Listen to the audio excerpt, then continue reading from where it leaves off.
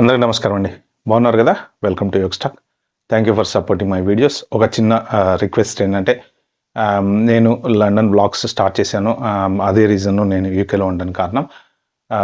ఈ లండన్కి సంబంధించినటువంటి అన్ని హిస్టారిక్ ప్లేసులు, తర్వాత ఇక్కడ ఉన్నటువంటి బకింగ్హామ్ ప్యాలెస్ అని అవన్నీ మెయిన్ మోరాలెస్ ఆర్మీ రిలేటెడ్, తర్వాత వార్ రిలేటెడ్ అన్ని వ్లాగ్స్ లాగా చేసి పెట్టాలని చెప్పేసి స్టార్ట్ చేశాను. దాని లింక్ కింద డిస్క్రిప్షన్లో పోస్ట్ చేస్తాను. మీకు ఎవరికైనా లండన్ ఎక్స్ప్లోర్ చేయాలని ఇంట్రెస్ట్ ఉంటే ప్లీజ్ దయచేసి ఆ లింక్ ఓపెన్ చేసి మీరు ఆ వీడియోస్ అన్ని చూడొచ్చు. లేదు ఒకవేళ మీరు ఎవరైనా ఫ్రెండ్స్ ఫ్యామిలీకి షేర్ చేస్తాను అనుకుంటే ప్లీజ్ అండి దయచేసి షేర్ చేసి నాకు హెల్ప్ చేయండి. నెక్స్ట్ ఇంకా ఇవాళ టాపిక్ ఏంటంటే యువత, యంగ్ జనరేషన్ ఫ్యూచర్ ఏంటి. ఫస్ట్ ఆఫ్ ఆల్ అసలు ఇప్పుడు ప్రజెంట్ ఏం జరుగుతుంది ఇండియాలో? వెస్టర్న్ కల్చర్ని ఒకప్పుడు మనం బాగా తప్పుపట్టేవాళ్ళం. వెస్టర్న్ కల్చర్ బెస్టా, ఇండియన్ కల్చర్ బెస్టా? ఎందుకు వెస్టర్న్ కల్చర్ బ్యాడ్ అని చెప్పేవాళ్ళం? మరి ఇప్పుడు ఇండియాలో వెస్టర్న్ కల్చర్ కన్నా దరిద్రమైన కల్చర్ వచ్చింది.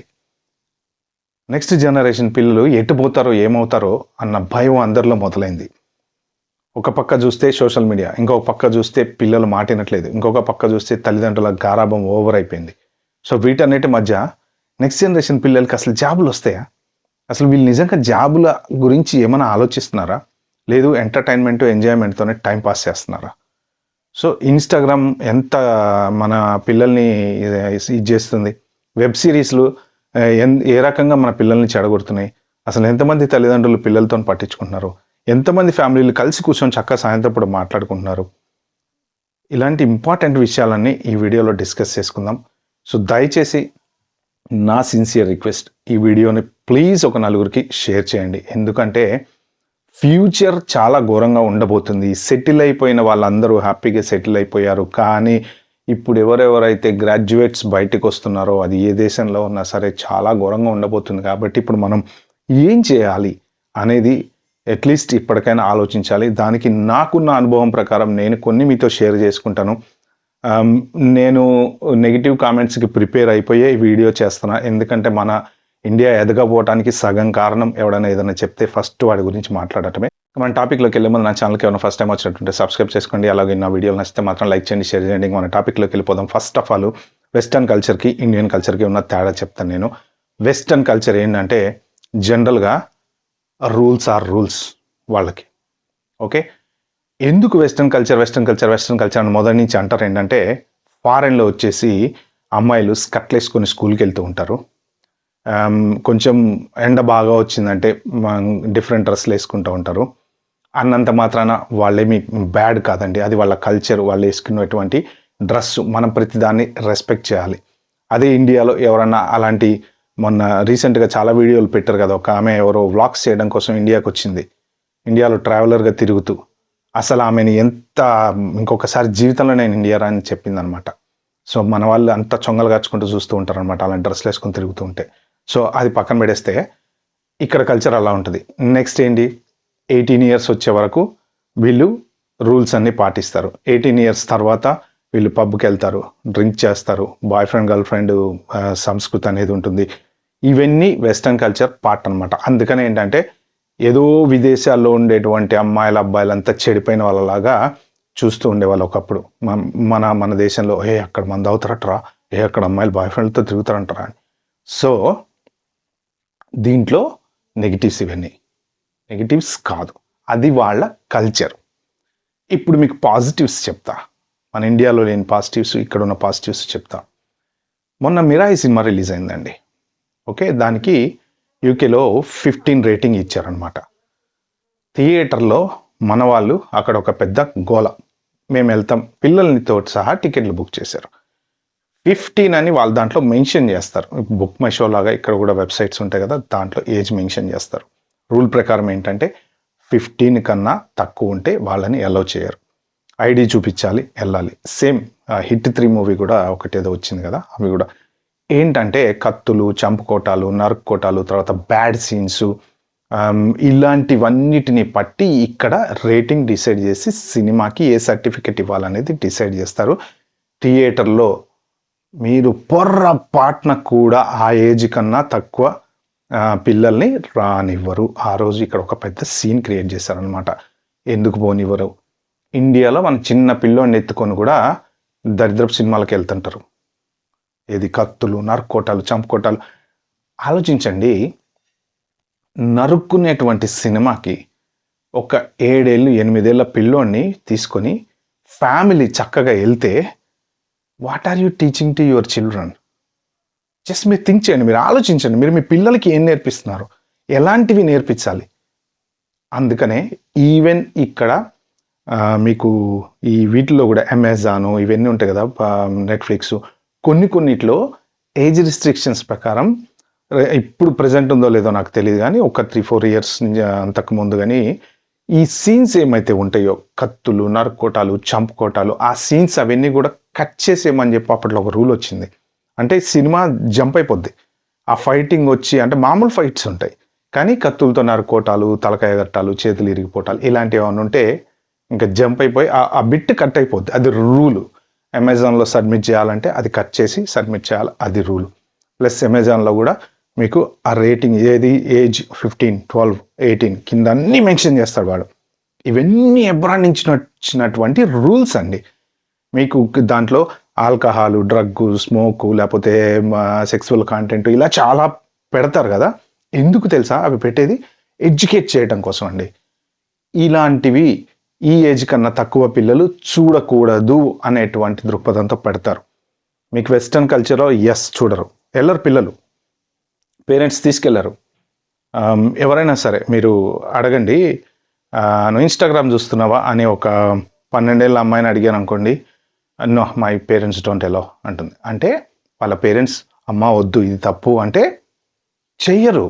దే డోంట్, ఇది చేయకూడదు, నువ్వు ఇలా మాట్లాడకూడదు అంటే. ఇప్పుడు ఎవరైనా పిల్లలు పెద్ద పెద్దగా అరిచారనుకోండి, ఇక్కడ తల్లిదండ్రులు ఏమంటారు తెలుసా? మైండ్ యువర్ లాంగ్వేజ్ అంటారు. సారీ మ్యామ్ అంటాడు వాడు. ఓకే, అవి కొన్ని 18 ఏళ్ళు వచ్చే వరకు పిల్లలకి ఇక్కడ నేర్పించేటువంటి రెస్పెక్టబుల్. తల్లిదండ్రులు చాలా పద్ధతిగా పెంచుతారు. జెన్యూన్ ప్రేమలు ఉంటాయి వీళ్ళకి, జెన్యూన్. ఒక సెక్షన్ ఆఫ్ పిల్లలు ఎక్కడైనా ఏ కంట్రీలో అయినా ఉంటారండి, అందరూ ఇలాగే ఉంటారని నేను చెప్పను. బట్ ఒక 10-20% చిచోర పిల్లలు ఉంటారు, తర్వాత చెత్తగాళ్ళు, రోడ్ల మీద తిరిగే వాళ్ళు, డ్రగ్స్కి అలవాటు పడిపోయి ఈ బ్యాచ్ వేరే ఉంటుంది. సింగిల్ మదర్, సింగిల్ ఫాదర్, వాళ్ళ ఇంట్లో ఎన్వైరన్మెంట్ని బట్టి, వాళ్ళు పెరిగిన వాతావరణాన్ని బట్టి వాళ్ళు అలా ఉంటారు. కానీ 80% of the respected families in the western culture or following all these important things. Respect అంటే రెస్పెక్టే. ఓకే, చూడొద్దు అంటే చూడొద్దు. I'm not allowed, that's it, I'm not allowed. వీళ్ళ కల్చర్ అదే. 15 ఇయర్స్ ఐఎమ్ నాట్ అలౌడ్. మనోళ్ళు చిన్నపిల్లోని ఎత్తుకొని పోవడం అనేది యాక్చువల్గా వెళ్ళకూడదు. అప్పుడు ఏం జరిగిందో పుష్ప సినిమా అప్పుడు, ఆ పిల్లోడు అంటే ఏదో పుష్ప సినిమా చూస్తా ఫస్ట్ రోజు అన్నాడంట. మరి అది రైట్ అంటారా రాంగ్ అంటారా? But different topic. ఇండియన్ కల్చర్కి వస్తే మన దగ్గర అసలు ఏం చేస్తున్నారో, ఎట్టుపోతున్నారో ఏ పేరెంట్స్కి ఎంతమందికి తెలుసండి? ఒక్కసారి మీరు ఆలోచించండి. గండిపేట వెళ్ళండి తెలుస్తుంది మీకు. లేదంటే ఆ కూకట్పల్లి దగ్గర కొత్త కట్టిన ఫ్లైఓవర్ ఉంది కదా, అక్కడి నుంచి బండి వేసుకుని అలా వెళ్తుంటే అసలు ఆ సైడ్లలో కూర్చొని ఉంటారు బైకులు పెట్టుకొని. బైక్ వెనకాల ఫుట్పాత్కి బైక్ అడ్డం పెట్టి బైక్ వెనకాల కూర్చొని ఉంటారు అమ్మాయిలు, అబ్బాయిలు. అంత యంగ్ పిల్లలే, కాలేజీ పిల్లలే. అసలు ఏంటి వీళ్ళు కాలేజీకి వెళ్ళాలా? ఇప్పుడు వాళ్ళు చేయాల్సిన పని ఏంటంటే, ఒకప్పుడు జనరేషన్ ఎలా ఉంది? సినిమాలు చూశారు, ఫైన్, నో ప్రాబ్లం. అప్పుడు ఫ్యాన్స్ ఉన్నారు, అప్పుడు సినిమాలు చూశారు, చదువుకున్నారు. అప్పుడు కాన్సన్ట్రేషన్ అంతా ఇది ఆర్ఆర్బి పడిందా, లేకపోతే ఇది మన బ్యాంక్ రిక్రూట్మెంట్ పడిందా, లేకపోతే ఎస్ఎస్సి సౌత్ సెంట్రల్ రైల్వే జాబులు పడినాయా, సాయంత్రం పూట వెళ్ళేవాళ్ళు. లేకపోతే పేరెంట్స్ వెళ్ళి ఈ ప్రెస్లు ఉండేవి, ప్రెస్లలో నోటిఫికేషన్స్ పెడతారు కదా, అక్కడికి వెళ్ళి చూసి ఇన్ఫర్మేషన్ తీసుకొని వచ్చి, లేకపోతే న్యూస్ పేపర్లు చదివేవాళ్ళండి. న్యూస్ పేపర్లలో కట్టింగ్స్ పడుతూ ఉంటాయి, జాబులు పడే ఉంటాయి.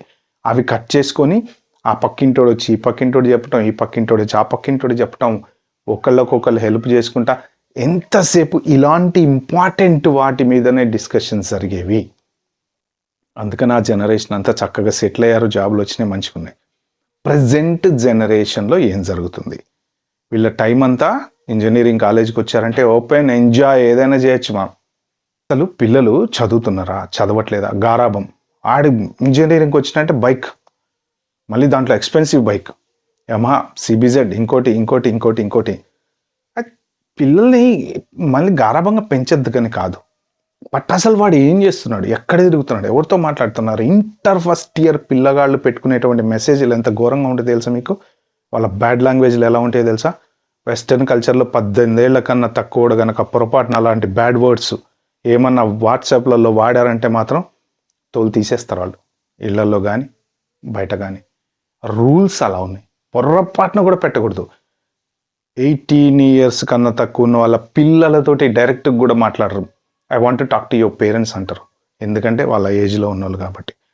సో ఆ పిల్లలు inter first year 10th class నుంచి ఎందుకండి ఇన్స్టాగ్రామ్లో వాళ్ళకి అవసరమా? మీ పిల్లలు ఇన్స్టాగ్రామ్లో ఏం చూస్తున్నారో అసలు మీకు తెలుసా? యూట్యూబ్ షార్ట్లలో ఏం చూస్తున్నారో మీకు తెలుసా? సినిమాలు, షికార్లు, గొడవలు, డిస్కషన్లు, ఆర్గ్యుమెంట్లు. ఎవడన్నా జూనియర్ ఎన్టీఆర్ సినిమా బాగాలేదా అంటే నువ్వు ఆ కులపోడువా ఈ కులపోడువా అని కింద రివ్యూలలో కింద ఏ చదువుకున్న పిల్లలే, ఎవడు బయటోడేం కాదు. లేకపోతే ఇంకొకటి సినిమా ఏదైనా బాగాలేదంటే ఓహో నువ్వు ఆ కులపోడువా నువ్వు ఈ కులపోడువా. మొదట్లో నా వీడియోలకు కూడా వచ్చేసినాయి అలాగా, ఓహో నువ్వు ఆ కులమోడివా ఈ కులమోడివా అని. నేను డిలీట్ చేసేసాను నేను. అరే చదువుకుని ఉద్యోగం చేసి తిని బతకడానికి ఇవన్నీ అవసరం లేదు కదా మనకి. వెళ్ళండి, సినిమా చూడండి, ఎంజాయ్ చేయండి, బాగుంటే బాగాలేదని, బాగాలేకపోతే బాగుంది, ఇట్ డజంట్ మ్యాటర్ అంతే. అదొక పార్ట్ ఆఫ్ ద లైఫ్ అంతే. దట్స్ అక్కడికి స్టోరీ ఎండ్స్. రా ఇంట్లో కూర్చో చదువుకో. నెక్స్ట్ ఏం జాబులు పడుతున్నాయి, గవర్నమెంట్ జాబులు పడుతున్నాయా, లేకపోతే నెక్స్ట్ ఏం చదవాలి, ఏ యూనివర్సిటీ గురించి వెళ్ళాలి, ఎక్కడ ఏ కంట్రీలో వెళ్తే బాగుంటుంది, ఫ్యూచర్ చాలా ఘోరంగా ఉండబోతుంది. మీరు ఇవన్నీ ఆలోచించండి, మీరు అన్ని సీరియస్గా ఆలోచించండి. పేరెంట్స్ ఆలోచించండి, పిల్లలు ఆలోచించండి.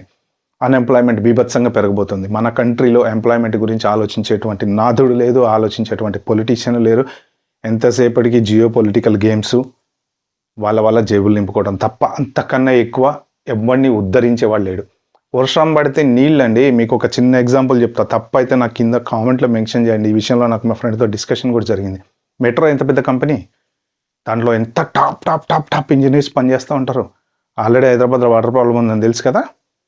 మెట్రో నీళ్ళు ఎక్కడికి పోతాయండి, కిందకి దింపుతాడు రోడ్డు మీద. పెద్ద వర్షం పడితే మెట్రో దాని మీద పడేటువంటి వర్షం నీళ్లు రోడ్డు మీదకి వచ్చి ఆగుతాయి. ఆల్రెడీ మనకి రోడ్డు మీద నీళ్ళు నిండుతాయని తెలిసి అసలు ఎట్లా పర్మిషన్ ఇస్తారని దానికి వాళ్ళకి ఆలోచన లేదా? ఏం చేయాలి, పైప్ సిస్టమ్ పెట్టేసేసి భూమిలోకే కదా అల్టిమేట్గా పంపించాలి. మరి ఇది వాళ్ళు భూమి ఎక్కడికక్కడ ఇంటికి ఇంకుడు గుంత లేకపోతే పర్మిషన్ ఇవ్వరు కదా, ఇది మన ఓసీ ఇవ్వరు, అది రూల్, జిహెచ్ఎంసీ రూల్. మరి మెట్రోకి ఎట్లా వర్తించదు అది? మెట్రో వాళ్ళు ఎందుకు ఇంకుడు గుంతలు పెట్టలేరు, పిట్స్ ఎందుకు దవ్వలేరు? ఎక్కడికక్కడ వాళ్ళు భూమిలో పిల్లర్స్కి కొంచెం అటో కొంచెం ఇటో తవ్వేసేసి పైపులు కిందకి నీళ్ళల్లో వదిలేసిన పైపులతోనే అదే వాటర్ గ్రౌండ్లోకి ఎందుకు పంపించకూడదు? సో ఇవన్నీ ఆలోచించారు. ఆ స్టేజ్లో ఉన్నాం అన్నమాట మనం. అంటే అంత పర్మిషన్ ఇచ్చే ముందు ఇంత చిన్న విషయాలు కూడా, మరి అది ఎందుకు చేయరనేది నాకు తెలియదు. నేను సివిల్ ఇంజనీర్ని కాదు, నాకు ఐడియా లేదు. ఒకవేళ మీకు ఎవరికైనా తెలిస్తే కింద కామెంట్లో మెన్షన్ చేయండి. సో నీళ్లతోటి నిండిపోతున్నటువంటి హైదరాబాద్ ఉంది.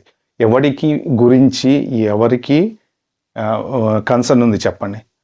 అందులో కొట్టుకపోయేవాళ్ళు, బైకులు పాడేయేవాళ్ళు, కార్లు పాడేయేవాళ్ళు, అపార్ట్మెంట్లలో కార్లలో నిండిపోతే కార్ వాడికి, ఆడికి ఇన్సూరెన్స్ వాడికి, రకరకాలుగా. ఇవాళ కాదు రేపైనా, నెక్స్ట్ ఇయర్ అయినా, ఆ నెక్స్ట్ ఇయర్ అయినా అట్లీస్ట్ మనం ఒక ప్లాన్ ఆలోచిద్దాం, నీళ్లు పోయే ప్లాన్ ఆలోచిద్దాం అనేటువంటి ఇంజనీర్లు ఉన్నారు మన దగ్గర, పట్టించుకోవట్లేదు. సో ఇలాంటి పరిస్థితుల్లో బతుకుతున్నాం కాబట్టి మనం మన గురించే ఆలోచించుకోవాలి. సో నేను చెప్పేది ఏంటంటే, యువత ఎవరైతే ఉన్నారో మీరు చదువు మీద కాన్సన్ట్రేట్ చేయండి, ఫ్యూచర్ గురించి ఆలోచించండి, ఏ దేశానికి పోతే బాగుంటుందో ఆలోచించుకోండి, ఇంజనీరింగ్ అయిన తర్వాత ఏం చేయాలో ఆలోచించుకోండి, జాబులు ఎలా కొట్టాలో ఆలోచించుకోండి. క్యాంపస్ ఇంటర్వ్యూస్ చాలా తగ్గిపోయినాయి, తెలుసు కదా మీకు, చాలా తగ్గిపోయినాయి. రిక్రూట్ చేసుకుంటున్నారు, హోల్డ్లో పెడుతున్నారు. అదొక గేమ్, అదొక పెద్ద గేమ్. కాలేజీలు కంపెనీస్ కలిసి ఆడేటువంటి గేమ్ అది. సో ఇలాంటి గేమ్స్ చాలా ఉంటాయి, రకరకాలుగా ఉంటాయి. రీసెంట్గా మీరు చూసే ఉంటారు కదా, ఇది మన విజయవాడ దగ్గర కాలేజ్ ఒకటి అక్రెడిటేషన్ 5 years క్యాన్సిల్ చేశారు, ఎందుకంటే లంచాలు ఇచ్చి వాళ్ళు అక్రెడిటేషన్ తెచ్చుకున్నారని చెప్పేసి. సో ఇలాంటి గేమ్స్ చాలా ఉంటాయండి. ఏది నమ్మొద్దు, మన దగ్గర డబ్బులు పెడితే ఏదైనా అయిపోద్ది పని. అలాంటి పరిస్థితుల్లో ఉన్నాం మనం. అలాంటి కాలేజీల నుంచి బయటకు వస్తే క్యాంపస్ ఇంటర్వ్యూలో జాబులు వస్తాయా? రాకపోతే పరిస్థితి ఏంటి? ఒక్కసారి ఆ చెడు కాలేజీ ముద్రపడ్డది అనుకోండి, అన్నీ కూడా ఎక్కడ తీసుకోరు. ఆల్రెడీ అమెరికాలో మన సర్టిఫికేట్లు, చైనా సర్టిఫికేట్లు అంటే తెలిసిపోతున్నాయి వాళ్ళకి, ఆ స్టేజ్లో ఉంది. సో మీరు ఫ్యూచర్ గురించి దయచేసి ఆలోచించండి. ఇప్పటికన్నా ఇన్స్టాగ్రామ్లు, యూట్యూబ్ షార్ట్లు, గర్ల్ ఫ్రెండ్లు, బాయ్ ఫ్రెండ్లు, ఎంజాయ్మెంట్లు, తిరగటాలు, పబ్బులు, అన్నీ బంద్ చేసేయండి. డబ్బున్నోడు ఎలాగోలాగా బతుకుతారు. నేను చెప్పేది మిడిల్ క్లాస్ వాళ్ళకి. ఎస్పెషల్లీ ఇందులో అందరూ ఇలా ఉంటారని చెప్పలేనండి. ఉన్నారు ఒక 20-25% జెన్యూన్గా చదువుకునేటువంటి పిల్లలు ఉన్నారు. ఐఏఎస్ ఐపీఎస్ కొట్టేటువంటి పిల్లలు ఉన్నారు. గ్రూప్ 2లు కొట్టేటువంటి పిల్లలు ఉన్నారు. ఐఐటీలు కొట్టేటువంటి పిల్లలు ఉన్నారు. ఒక్కసారి వెళ్ళి చూసుకోండి. ఐఏఎస్ ఐపీఎస్ ఎవరికి వస్తాయో తెలుసా మీకు? ఎక్కువ పల్లెటూరు నుంచి వచ్చిన వాళ్ళు, ఆటో నడిపేవాడి పిల్లలు, రిక్షా వాడి పిల్లలు, చెప్పులు కుట్టుకునేవాడి పిల్లలు చూడండి, చాలామంది చూడండి, వాళ్ళకి తినటానికి తిండి కట్టుకోవడానికి డబ్బులు కూడా ఉండనటువంటి వాళ్ళే వస్తారు. అలా వాళ్ళు కష్టపడతారు. ఈ మిడిల్ క్లాస్ వాళ్ళకి, అబోవ్ మిడిల్ క్లాస్ వాళ్ళకి ఏదైనా పాసిబుల్ అండి. Pizza possible, burger, drinks, Coca Cola, bike, phone. అసలు ఎందుకండి ఫోన్? 18 ఏళ్ళలో పిల్లగాళ్ళకి ఫోన్ ఎందుకు? డబ్బా ఫోన్ కొనిచ్చి కమ్యూనికేషన్ కోసం పెట్టండి, పిల్లలు బాగుపడతానని అడగండి. ఎవరైనా ఒక 4 తల్లిదండ్రులు కూర్చొని మాట్లాడుకుంటున్నారండి ఇవాళ రేపు? ఎవడు ఫోన్ వాడేది. ఫ్యామిలీకి ఒక గ్రూప్ ఉంటుంది, గ్రూప్లో మెసేజ్ షేర్ చేసుకుంటారు. నేను లంచ్కి లేట్గా వస్తున్నా, లేకపోతే నేను బయటకు వెళ్తున్నా. అసలు కలిసి కూర్చుని చక్కగా నువ్వేం చదువుతున్నావు అని ఒక తండ్రి అడిగే రోజులు పోయినాయి. ఏం చేయాలనుకుంటున్నా నేనని కొడుకు చెప్పే రోజులు పోయినాయి. ఏం చెప్తారు? పిల్లలు చెప్పాలి కదా. నాన్న నేను చదువు అనుకుంటున్నా, ఓకే అంటే తండ్రి కూర్చొని దాని గురించి ఎంక్వైరీ చేయటమో, లేకపోతే తెలిసిన వాళ్ళ ఫ్రెండ్స్ని కనుక్కొని చెప్పటమో, లేకపోతే ఇది కాదురా ఇది చదివితే బాగుంటుంది. ఇవన్నీ ఒకప్పుడు ఇలా ఉండేవండి డిస్కషన్స్. ఫ్యామిలీలో, ఫ్రెండ్స్లో అందరు కలిసి కూర్చుంటే ఆ జాబులు పడ్డాయి, ఈ జాబులు పడ్డాయి కైండ్ ఆఫ్ డిస్కషన్ ఉండేది. ఇప్పుడు ఏంటంటే వెబ్ సిరీస్లు. 4 పిల్లలు కలిసి కూర్చుంటే ఏం ఆడుకుంటున్నారండి కాలేజ్లో? బింజ్ వాచ్ చేసా, 4 ఎపిసోడ్లు అయిపోయినాయి, 5 ఎపిసోడ్లు అయిపోయినాయి. దరిద్రమైనటువంటి వెబ్ సిరీస్లు, అసలు పిల్లలు కూడా చూడనటువంటి వెబ్ సిరీస్లు ఫ్యామిలీతో కలిసి కూర్చొని ఎలా చూస్తామండి? ప్రతి ఒక్క దరిద్రమైన వెబ్ సిరీస్లో బ్యూతులు, బ్యాడ్ లాంగ్వేజ్లు, బ్యాడ్ సీన్స్ ఎలా అలౌ చేస్తున్నారు పిల్లల్ని? వాళ్ళు అవి చూసి తెల్లారిపోతుంది దాని గురించి డిస్కషన్లు. చదువుతారు, ఫైన్, నో ప్రాబ్లం. కానీ ఎండ్ ఆఫ్ ద డే చదవటం వల్ల ఉపయోగం ఉందా లేదా, పాస్ అవ్వటం వల్ల ఉపయోగం ఉందా లేదా, మీకు వచ్చే జీపీఏ వల్ల ఉపయోగం ఉందా లేదా? ఫ్యూచర్ జనరేషన్లో చదివి పాస్ అవ్వటం కాదు బాబు, ఇది ఎవరైనా చేయగలరు. చదివి పాస్ అవ్వటం, increase your knowledge, update your skill set. ఇవన్నీ పక్కన దొబ్బండి. సినిమాకి వెళ్తారా? వెళ్ళండి, చూడండి, రండి. పోయి పొద్దున్నే తెల్లారుజాము 4 గంటలకు పోయి ఫోటోలు పెట్టి, కట్అవుట్ పెట్టి, దానికి దండలేసి, పాలాభిషేకాలు చేసి, నీకెందుకు రా నాయన? నీకేం అవసరం? మీ నాన్న నేను డబ్బులు కట్టి చదివిస్తున్నాడు కదా, చదువుకో, కాలేజీకి వెళ్ళు, సినిమాకి వెళ్ళు, చూడు, ఫైన్, నో ప్రాబ్లం. దాన్ని అక్కడితో వదిలేయి. థియేటర్ బయటకు ఎప్పుడైతే నువ్వు బయటకు వచ్చావో ఫర్గెట్ ఇట్.